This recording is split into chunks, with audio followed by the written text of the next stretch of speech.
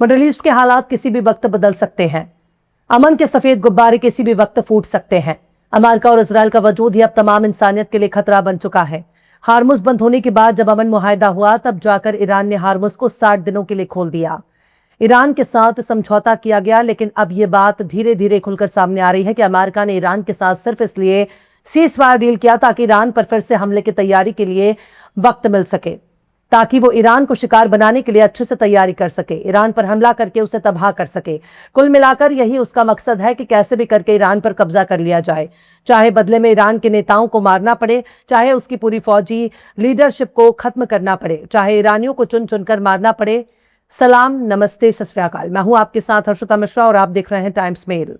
Iran पर कब्जा किए बगैर अमेरिका को चैन नहीं मिलने वाला, क्योंकि जिस तरह से उसने वेनेजुएला पर कब्जा कर लिया, वहां अपनी कठपुतली हुकूमत बिठा दी, वहां के तेल, गैस और नेचुरल रिसोर्सेज को अपना बना लिया, अपने कंट्रोल में ले लिया। ठीक उसी तरह से वो ईरान के साथ करना चाहता है, लेकिन ईरान के जवाबी हमले की वजह से उसने जो भी मंसूबा बनाया था वो बेकार हो गया। लिहाजा वो ईरान के खिलाफ अपनी तैयारियां तेज कर रहा है। इसलिए अमेरिका और ईरान के दरमियान एक बार फिर ये जंग शुरू हो सकता है। अमेरिकी सदर डोनाल्ड ट्रंप ईरान के खिलाफ बड़े पैमाने पर मिलिट्री हमले पर गौर कर रहे हैं। द वॉल स्ट्रीट जर्नल ने अमेरिकी अफसरों के हवाले से जानकारी दी है। ट्रंप बाबू ईरान पर बड़े मिलिट्री हमले करना चाहते हैं। रिपोर्ट में यह भी कहा गया है कि फिलहाल ट्रंप ने न्यूक्लियर प्रोग्राम पर बातचीत जारी रखने की इजाजत दी है। ट्रंप के डिफेंस सेक्रेटरी पीट हेग्सेथ और joint chief of staff major general Dan Caine के साथ हमले करने की गुंजाइश पर गौर कर रहे हैं।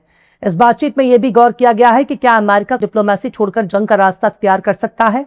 डोनाल्ड ट्रंप ने अपने हालिया बयानों में इतना वाजे कर दिया है कि वो ईरान पर हमले के लिए किसी भी हद तक जा सकता है। हार्मुज को लेकर जिस तरह से अमेरिका ने ईरान के मिलिट्री साइट को निशाना बनाया, फिर बदले में ईरान ने अमेरिका के मिलिट्री अड्डों पर हमला किया, इससे इतना तो जाहिर है कि दोनों ही देशों के दिल में आग दहक रही है और इस आग को और भी ज्यादा भड़काने के लिए डोनाल्ड ट्रंप जिम्मेदार होंगे। ईरान के खिलाफ अमेरिका की बदमाशियां कम नहीं हो रही हैं। एक तो ईरान ने हार्मुज पर अपना कंट्रोल जमा लिया, वहां से गुजरने वाले जहाजों से टोल वसूलने के लिए भी अपना निजाम बना लिया। वो पैसा भले ही टोल के नाम पर ना लिया जा रहा हो, पर 60 दिनों तक मुफ्त आमदोरफ्त के बाद भी किसी न किसी तरह से पैसा जरूर वसूलेगा। भले ही वहां की सिक्योरिटी और तहफ्फुज के नाम पर पैसा क्यों ना वसूला जाए, पर ईरान पैसा जरूर वसूल करेगा।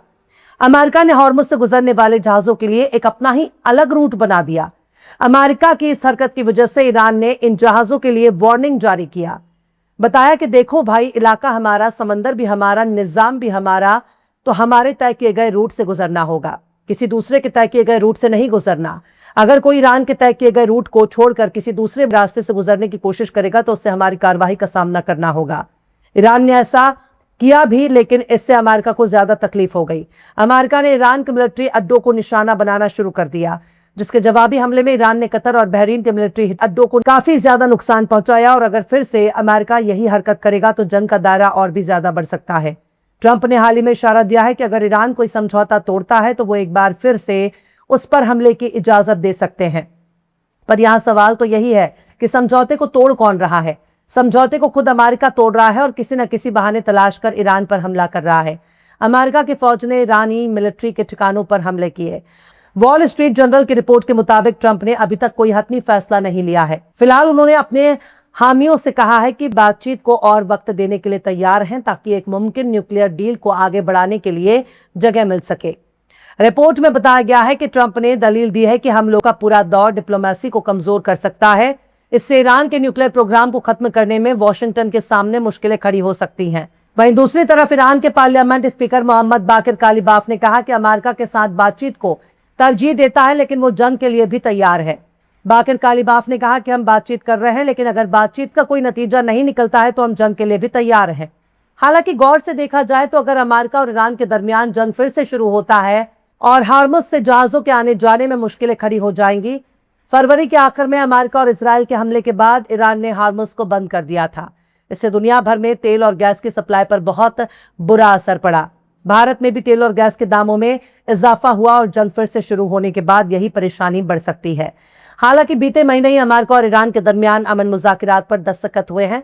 बाकायदा 14 नुकाती MOU पर पाकिस्तान की सालिसी में दस्तखत किए गए हैं। इसके बाद हार्मुज से कमर्शियल जहाजों का आना जाना भी शुरू हो गया। पर यह नहीं भूलना चाहिए कि इलाका ईरान का है तो वहां मर्जी भी ईरान की चलेगी। कानून के मुताबिक ईरान को यह हक बनता है कि वो सिक्योरिटी और मैनेजमेंट के बदले में हॉर्मुज से गुजरने वाले जहाजों से टोल वसूल सकता है। पर बात सिर्फ यहीं तक नहीं है, ईरान को घेरने के लिए कई तरफ से कोशिश हो रही है। एक तो लेबनान पर कंट्रोल करने के लिए अमेरिका ने अमन मुआहदा किया है और इस अमन मुआहदे में इजराइल को रिकॉग्नाइज्ड भी करवा लिया है। यानी लेबनान के लिए इजराइल अब कोई कब्जाधारी हुकूमत नहीं है, बल्कि इजराइल एक मुल्क है जिसे उसने कबूल कर लिया। इसके साथ ही जहां जहां इजराइल ने लेबनान के जमीनों को कब्जा किया था, उससे भी लेबनान ने इजराइल को थमा दिया है, क्योंकि लेबनान की हुकूमत ने तश्करी सजाकर अपनी ही जमीनों को इजराइल के हवाले कर दिया, उनके कब्जे को कानूनी तौर पर जायज ठहरा दिया। हालांकि हिजबुल्लाह ने इस डील की मुखालफत की है, क्योंकि यह डील लेबनान के आइन के खिलाफ है। पर अमेरिका और इजराइल को लेबनान के आइन से क्या मतलब? लेबनान में एक सुन्नी मुस्लिम वजीर आजम और एक ईसाई सदर ने मिलकर अपने मुल्क को बेच दिया है। खरीदने वाला भी इजराइल है और लेबनान को नीलाम करने वाला अमेरिका है। लेबनान के लोग सड़क पर हैं, वो इस डील के खिलाफ प्रोटेस्ट कर रहे हैं। पर जब सैया भाई कोतवाल, तो अब डर काहे का? जब उनका आका भी अमेरिका है तो फिर डरने की क्या जरूरत है? पर बात सिर्फ यहीं तक नहीं है, सीरिया में भी इजराइल ने हमले शुरू कर दिए हैं। यहां भी उसने अपना कब्जा बनाना शुरू कर दिया है, क्योंकि ग्रेटर इजराइल बनाने के लिए सीरिया का हिस्सा भी चाहिए, तुर्की का हिस्सा भी चाहिए, सऊदी अरब का इलाका भी चाहिए, इराक का इलाका भी चाहिए। तो बताइए, इजराइल पूरी दुनिया के लिए खतरा है या नहीं? और अगर खतरा नहीं है तो अपने दिल और दिमाग को थोड़ा साफ करके इस्तेमाल कीजिए, क्योंकि अमेरिका और इजराइल बहुत बारीक मंसूबा तैयार कर चुके हैं, जिसके जरिए सबसे ज्यादा फायदा इजराइल को होने जा रहा है। सीरिया में अमन नजर नहीं आ रहा। अहमद अल शरा अबू मोहम्मद अल जोलानी की हुकूमत आने के बाद ये नहीं कहा जा सकता कि मुल्क शाम में मौजूद हुकूमत शामियों की हुकूमत है, बल्कि ये तो अमेरिका इजराइल की कठपुतली है। उसी तरह से जैसे लेबनान में उनका सदर पुतली है, ठीक उसी तरह से अमेरिका इजराइल का प्रॉक्सी है। और जोलानी को कुर्सी पर बिठाने के बाद सीरिया का निजाम अमेरिका के हाथ में आ चुका है। खैर, ईरान के खिलाफ अमेरिका कोई ना कोई बयान देते ही रहता है, लेकिन यह भी तो गौर कीजिए कि उनका कोई भी बयान झूठा नहीं होता। कहीं ना कहीं उसके बयानों में कोई ना कोई सच्चाई जरूर होती है। तो इसलिए अगर ईरान पर हमले की तैयारी अमेरिका कर रहा है तो ये काफी हद तक सच साबित हो सकता है। इसे नजरअंदाज करना बहुत बड़ी भूल होगी। फिलहाल इस खबर में बस इतना ही। यह एपिसोड आपको कैसा लगा कमेंट बॉक्स में जरूर से बताइए। पसंद आए तो लाइक करें, शेयर करें और बेबाक, निष्पक्ष, स्वतंत्र पत्रकारिता को सपोर्ट करने के लिए हमारे चैनल टाइम्स मेल को जरूर से सब्सक्राइब करें और बेल आइकन की घंटी वाली बटन जरूर से दबा दें, ताकि आपको हमारे आने वाले नए वीडियो की नोटिफिकेशन फौरन ही मिल जाए। फिर मिलता है किसी और वीडियो में एक नई खबर के साथ। हर्षिता मिश्रा को दीजिए इजाजत। जय हिंद।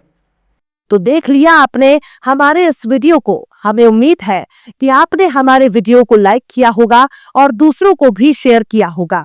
अगर अभी तक आपने हमारे चैनल टाइम्स मेल को सब्सक्राइब नहीं किया है तो जल्दी से सब्सक्राइब कर दें और बेल आइकन भी प्रेस कर दें।